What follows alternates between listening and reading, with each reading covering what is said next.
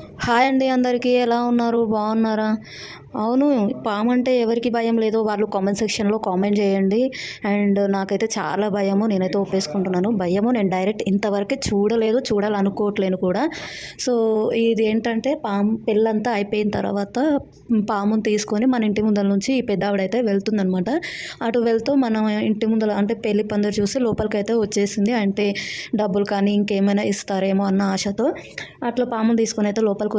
చూసారు కదా! మా చిన్నుగాడు ఆ పాముని చూసి కొంచెం కూడా భయపడకుండా దాని దగ్గరికి వెళ్ళడానికి ట్రై చేస్తుంది. వాళ్ళ అత్తేమో దాన్ని ముట్టుకుంటాడేమో అని చెప్పేసి వాళ్ళ అత్త దగ్గరికి పోనీయకుండా ఆపుతున్నా వాడు ఆగట్లేడు.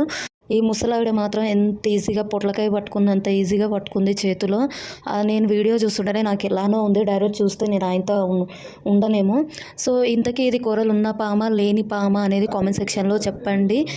అండ్ మన వీడియో ఫస్ట్ టైం చూసిన వాళ్ళు సబ్స్క్రైబ్ చేసుకోండి. లైక్ చేయని వాళ్ళు లైక్ చేయండి.